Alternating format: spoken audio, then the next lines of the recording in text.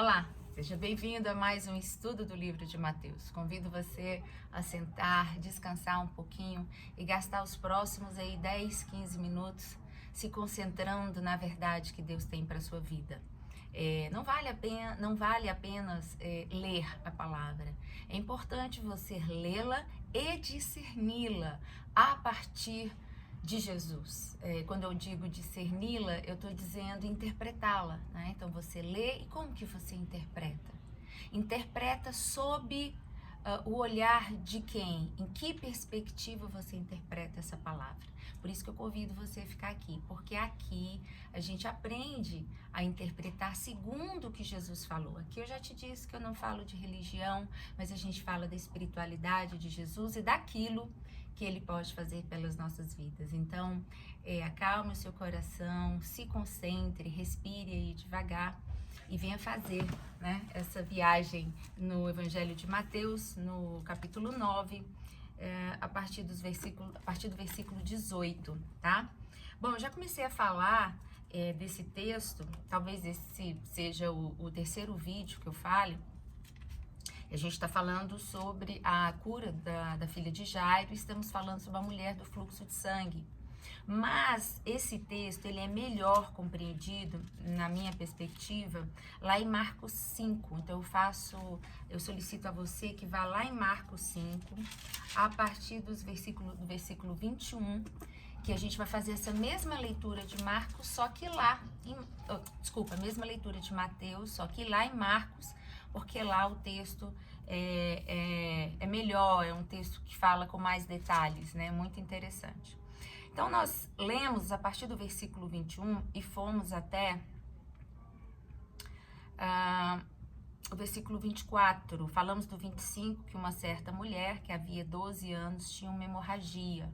Então, a gente já falou aqui de Jairo, falamos dessa disposição de Jesus de ir com Jairo, né? Jairo, que era um homem da sinagoga, e sabia que deveria buscar o sacerdote, por ser um homem da religião, conhecer os intestinos, né, do que se passava na religião, e ele escolhe a Jesus, né?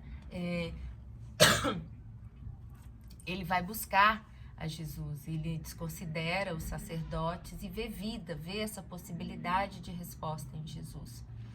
E em seguida, o texto lá no versículo 25 vai nos falar de que uma certa mulher, como eu já falei, que ela não tem nome, que havia 12 anos tinha uma hemorragia e que havia padecido muito a mão de vários médicos e despendido tudo o que tinha, sem contudo aproveitar, pelo contrário, indo a pior. Então você vê que é uma mulher que tinha esse fluxo hemorrágico, e eu falei da situação dessa mulher, que era uma mulher marginalizada, porque na cultura judaica essa mulher ela tem que estar, né, nas redondezas da cidade, ela não pode entrar em contato com ninguém, porque quem entrasse em contato com essa mulher ficava impuro também, era um pecado mesmo. Então, essa mulher, ela andava marginalidade, né? Ela não tinha um marido, ela não tinha uma família por ela, provavelmente sofresse todo tipo de violência que os marginalizados sofrem, né? E aí, no versículo 26, vai falar que ela havia padecido muito na mão de... esse aqui eu já li, no 27. Ouvindo falar de Jesus, veio por detrás entre a multidão e tocou nas vestes de Jesus. Então ela estava ali. Lembre-se que Jesus está saindo lá, ele chegou em Cafarnaum, está saindo daquela região para ir lá na casa de Jairo, né, ver o que tinha acontecido com a filha de Jairo. Nesse caminho, a multidão fecha em cima de Jesus. E essa mulher, que ouvia falar de Jesus, vai atrás de Jesus, se coloca no meio dessa multidão. E olha que interessante, né, para a gente pensar aqui, que ela ouve falar desse Jesus que a motivou a sair dessa condição de marginalidade, a enfrentar a própria morte, a enfrentar todas as violências, a enfrentar os dogmas religiosos da época, tanto que provavelmente, né, o pessoal deveria perguntar, ué, o que você está fazendo aqui? Você está louca? Né? E ela, pela condição dela, naturalmente, e ela sai desse lugar porque ouve falar de Jesus.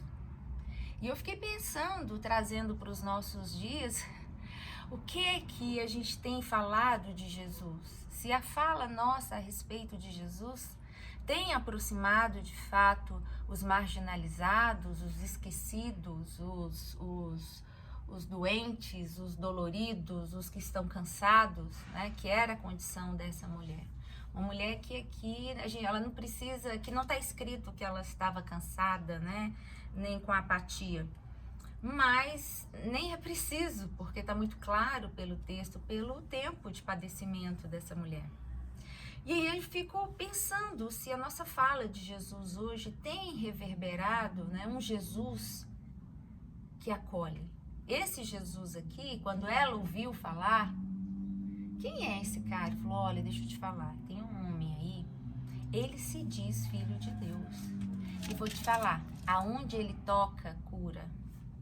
Ah, ele toca homem, ele toca mulher, ele toca gente cheia de lepra. Esses dias mesmo aí, ó, tocou na ferida de um cara e curou. E quem não vê isso, quem não vê, ele faz ver. E assim ela foi ouvindo, né, todas essas coisas a respeito de Jesus. E foram essas coisas que a encorajaram a ir até Jesus. E a gente vê aqui o que a gente ouve falar de Jesus hoje não é nada disso, né? O que o povo de Deus anda falando de Jesus não me parece que é esse Jesus. É um Jesus um pouco diferente. A começar pelo próprio povo, né? Que se diz um povo de Deus, os escândalos a que temos submetido o Evangelho e o nome de Jesus. Isso é para a gente ter a consciência e a responsabilidade de falar por aí, não o que a gente acha de Jesus. Para a gente falar quem é Jesus de fato. E mais, para a gente se espelhar é no que ele é. E não como o pessoal diz, né, na torcida, para a gente se espelhar não no que o pastor disse, para a gente se espelhar não no que a igreja, no que tal ministério disse. Não é isso. Para a gente se focar na pessoa que ele é, porque ele rompe com a ideologia da época, ele rompe.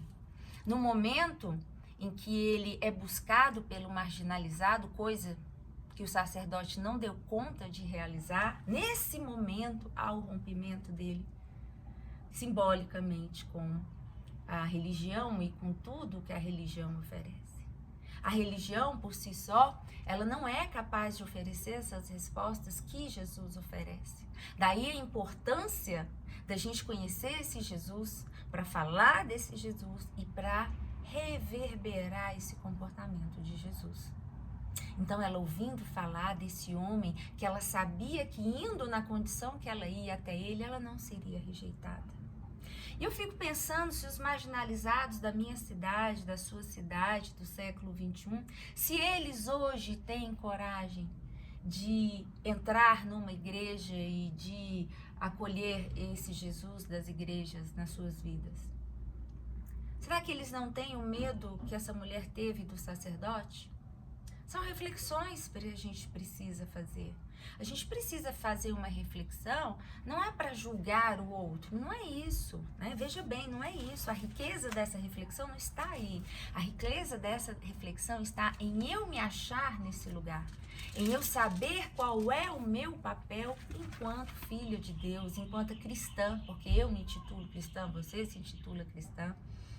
Mas para isso a gente tem que viver, a gente tem que falar, conhecer desse Jesus e ser esse Jesus aqui que atrai pessoas, que põe em risco a sua própria vida para serem saradas fisicamente, emocionalmente, saradas na alma, serem acolhidas no coletivo novamente.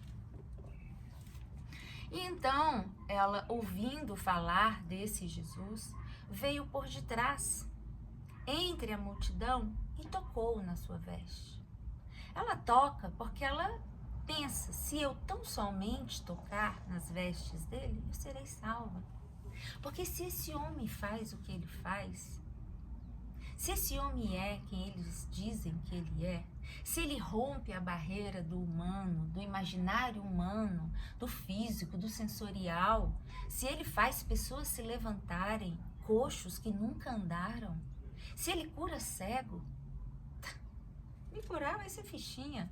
E ele nem precisa olhar para mim, porque esse poder que ele tem, se eu tocar nas vestes, vai ser suficiente. Imediatamente após tocar, se lhe estancou a hemorragia e sentiu no seu corpo estar curada do flagelo. Ela foi curada. É um toque que cura. Jesus, conhecendo que de si mesmo saíra poder, voltou-se na multidão e perguntou: quem tocou nas minhas vestes? É um toque interessante, esse toque dela, porque mais aqui à frente a gente vai entender. Responderam-lhe os discípulos, né? Mestre, vês que a multidão te aperta e dizes: quem me tocou? Os discípulos: não, o senhor está de brincadeira, a gente está com a multidão aqui enorme, essa bagunça toda, o senhor está perguntando quem estou, tanto de gente que tocou. E Jesus vai falar: não, de mim. Essa Bíblia aqui está falando poder, né? Mas numa outra Bíblia tem uma outra expressão que fala, numa outra tradução, de mim saiu virtude. Eu gosto dessa também, né? De mim saiu virtude. E é um toque diferente, porque a multidão tocava, mas não saía nada de Jesus. Mas ela tocou como quem tocasse a própria salvação. Ela tocou como quem toca, quem vai escolher, como quem quisesse escolher a vida ou a morte.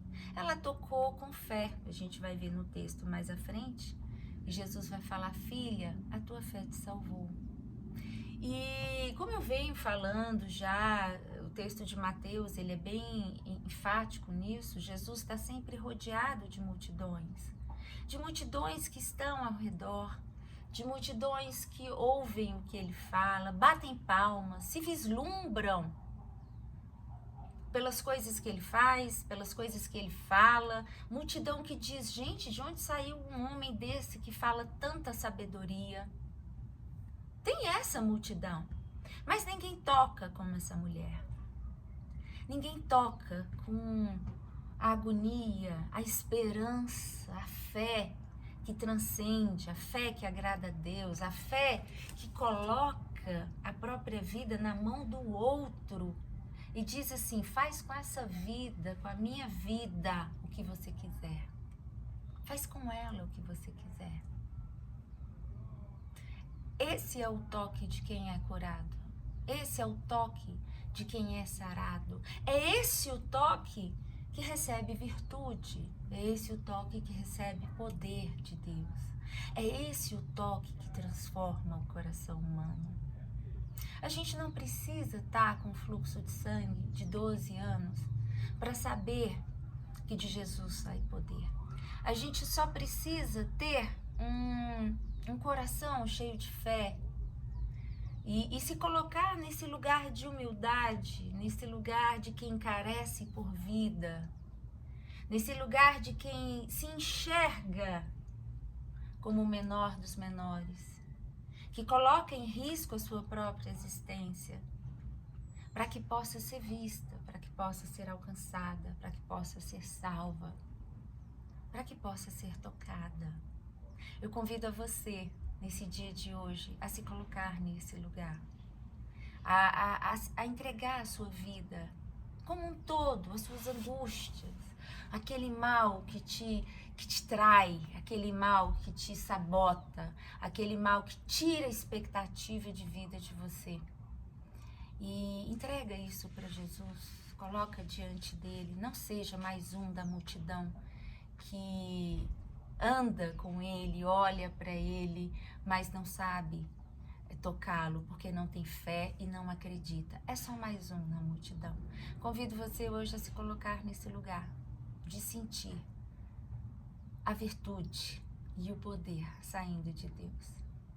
Eu te espero até a próxima, para a gente continuar esse ensinamento maravilhoso de Jesus. Até lá.